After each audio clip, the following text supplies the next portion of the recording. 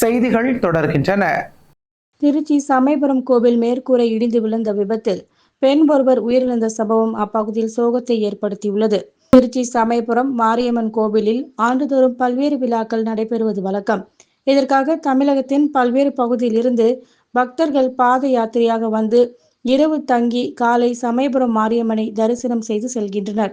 மேலும் சில பக்தர்கள் கோவில் சன்னிதான வீதி மண்டபத்தில் படுத்து உறங்கிக் கொண்டிருந்த போது மண்டப சீலிங் மேற்கூரை சுவர் இடிந்து 3 பெண்கள் மீது விழுந்துள்ளது. இதில் தஞ்சை திருப்பரந்துருத்தியை சேர்ந்த நதியா என்பவர் சம்பவ இடத்திலேயே பரிதாபமாக உயிரிழந்தார். இதனை அடுத்து அருகில் இருந்தவர்கள் காயமடைந்தவர்களை மீட்டு சிகிச்சைக்காக திருச்சி மகாத்மா காந்தி அரசு மருத்துவமனைக்கு அனுப்பி வைத்தனர். இதுகுறித்து தகவல் அறிந்து வந்த சமயபுரம் போலீசார் வழக்கு பதிவு செய்து விசாரணை மேற்கொண்டு வருகின்றனர்.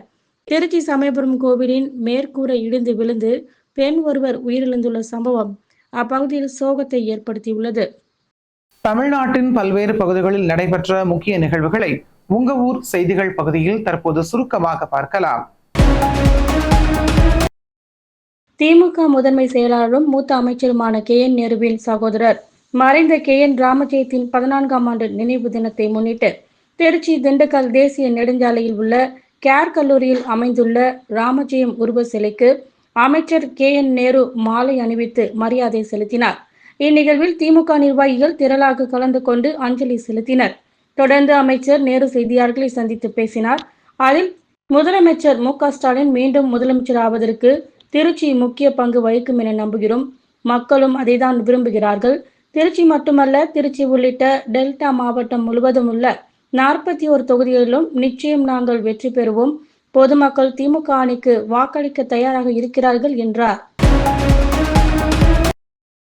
திருவண்ணாமலையில் அண்ணாமலையார் கோவிலில் தரிசனம் செய்யவும் கிரிவலம் மேற்கொள்ளவும் அனுதினமும் ஆயிரக்கணக்கான பக்தர்கள் இங்கு வருகின்றனர். இங்கு கிரிவல பாதை, கோயில், மாடவீதி பகுதிகள் உள்ளிட்ட பல்வேறு பகுதிகளில் பல சாமியார்கள் தங்கி யாசகம் நடத்தி வாழ்ந்து வருகிறார்கள். அப்படி தங்கியிருக்கும் சாமியார்களில் சிலர் போலி சாமியார்கள் எனவும் கூறப்படும் நிலையில் கஞ்சா போதையிலும் குடிபோதையிலும் தங்களுக்குள் அடித்து கொண்டு பக்தர்களுக்கு தொந்தரவு கொடுத்து அவர்களை தாக்குவதும் அவ்வப்போதும் நடைபெற்று வருகிறது. அதேபோல இன்று திருவண்ணாமலை செங்கம் சாலை கிரிவல பாதையில் சாமியார்கள் குடிபோதையில் ஒருவரை ஒருவர் தாக்கி கொண்டு அநாகரிகமான வார்த்தையில் சண்டை போட்டு கொண்டதால் அங்கு பரபரப்பு ஏற்பட்டது. இத்தகைய நிகழ்வுகளை காவல்துறையினர் தடுத்து இது போன்ற சம்பவங்களில் ஈடுபடும் போலி சாமியார்கள் மீது கடுமையான நடவடிக்கை மேற்கொள்ள வேண்டும் என்பதே ஆன்மீக பக்தர்களின் கோரிக்கையாக உள்ளது. தேனி மாவட்டம் ஆண்டிப்பட்டி நகரின் மையப்பகுதியில் அமைந்துள்ளது பழமையான காளியம்மன் கோவில். ஆண்டிப்பட்டி நகரின் முதல் கோவிலான இதில் பங்குனி திருவிழா 4ஆம் நாள் திருவிழாவாக சிறப்பாக கொண்டாடப்பட்டு வரும் நிலையில் அம்மனுக்காக காப்பு கட்டி விரதம் இருந்த 500க்கும் மேற்பட்ட ஆண் பெண் பக்தர்கள் மேலதாளம் முழங்க அக்னி சட்டி எடுத்தும் காவடி எடுத்து ஆடியபடியும் காளி வேடமிட்டு ஆடியபடியும் 1000 கண் அக்னி சட்டி எடுத்தும் வேலழகு குத்தி ஆடியபடியும் நகர்பகுதி முழுவதும் ஊர்வலமாக வந்து தங்களின் நேர்த்தி கடன்களை செலுத்தினர். இந்த நிகழ்வின் போது நிறைய பக்தர்கள் அலங்காரத்தில் வைக்கப்பட்டிருந்த காளியம்மனை தரிசனம் செய்து காளியம்மனின் அருள் பெற்று சென்றனர். கிறிஸ்துவர்கள் ஆண்டுதோறும் இயேசு கிறிஸ்துவின் பாடுகளையும் தியாகத்தையும் நினைவு கூறும் வகையில் 40 நாட்கள் தவ காலத்தை கடைபிடித்து வருகின்றனர்.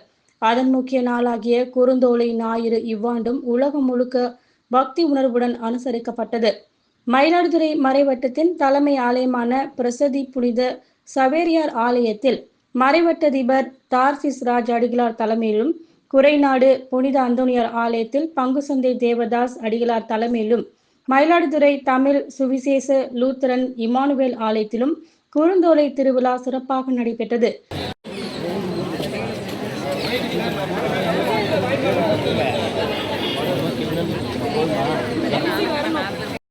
அதேபோல தென்காசி மாவட்டம் பாவூர் சத்திரத்தில் CSI மற்றும் கத்தோலிக்க இணைந்து தேவாலயங்களிலும், ராணிப்பேட்டை மாவட்டம் புனித ஆரோக்கிய அன்னை ஆலயம் மற்றும் புனித தோமையார் திருத்தலம் உள்ளிட்ட பகுதிகளிலும் கிறிஸ்துவர்கள் குறுந்தோலைகளை கையில் ஏந்திய வண்ணம் பாடல்களை பாடி முக்கிய வீதிகள் வழியாக பவனியாக சென்றனர்.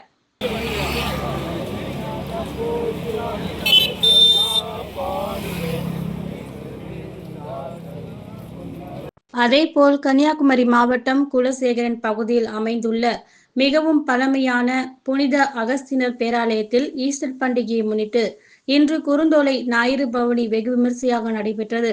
பங்கு சந்தை தலைமையில் நடைபெற்ற சிறப்பு வழிபாடுகளை தொடர்ந்து குறுந்தோலைகளை கையில் ஏந்தியபடி விசுவாசிகள் பவனியாக புறப்பட்டனர். அப்போது தாவீதன் குமாரனுக்கு ஓசோனா என்ற பக்தி பாடல்களை பாடியபடி கிராமங்களின் முக்கிய வீதிகள் வழியாக மக்கள் நடந்து வந்தனர்.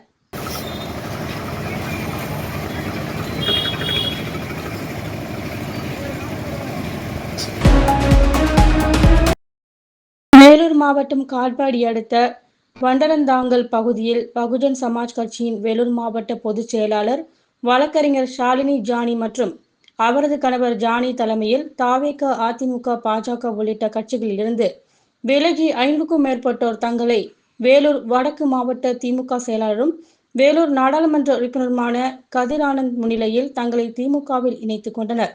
பின்னர் செய்தியாளர்களிடம் பேசிய வேலூர் நாடாளுமன்ற உறுப்பினர் கதிர் ஆனந்த், ஒரு மாவட்ட கழக செயலாளராக தன்னுடைய கேபி குப்பம் மற்றும் காட்பாடி ஆகிய 2 தொகுதிகளிலுமே ஒரு மாபெரும் வெற்றியை அடைந்து முதலமைச்சரிடம் சமர்ப்பிப்பேன் எனவும், தனது தந்தையும் தமிழகத்தின் மிக மூத்த அமைச்சர்களில் ஒருவருமான துரைமுருகன் வழிகாட்டுதலில் அவரிடம் கற்றுக்கொண்ட தேர்தல் பணி அனுபவங்கள் அதற்கு உறுதுணையாக இருக்கும் என்றும் கூறினார். திருச்சி கிழக்கு தொகுதி அதிமுக வேட்பாளர் ராஜசேகரன் மற்றும் மேற்கு தொகுதி அமமுக வேட்பாளர் ராஜசேகரன் ஆகியோர் இணைந்து திருச்சி நீதிமன்றம் அருகே உள்ள எம்ஜிஆர் சிலைக்கு மாலை அணிவித்து மரியாதை செலுத்தினர். அதனைத் தொடர்ந்து அமமுக மேற்கு தொகுதி வேட்பாளர் ராஜசேகரன் செய்தியாளர்களிடம் பேசுகையில், அமைச்சர் KN நேரு லால்குடியில் 2 முறை தோற்றுள்ளார்.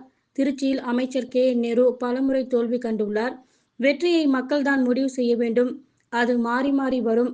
யார் வெற்றி என 23ஆம் தேதி மக்கள் முடிவு செய்வார்கள் என்றார். புதுக்கோட்டை மாவட்டத்தில் உள்ள 6 சட்டமன்ற தொகுதிகளில் 2 தொகுதிகள் கூட்டணி கட்சிக்கு ஒதுக்கப்பட்டுள்ள நிலையில் 4 தொகுதிகளில் திமுக நேரடியாக போட்டி போடுகிறது.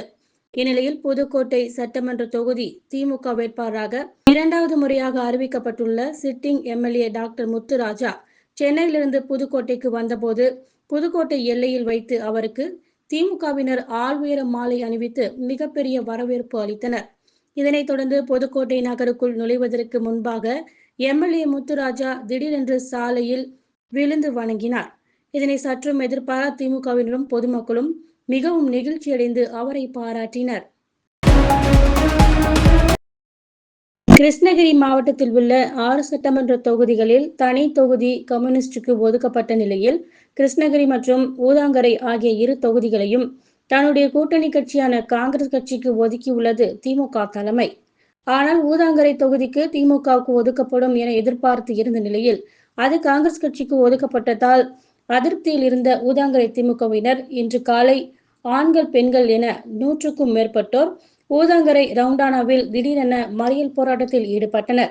அப்போது ஊதாங்கரை தொகுதியை மீண்டும் திமுகவுக்கே வழங்கிடுங்க என கோஷம் எழுப்பி போராட்டம் செய்தனர். இதன் காரணமாக அங்கு சிறிது நேரம் பரபரப்பு நிலவியது.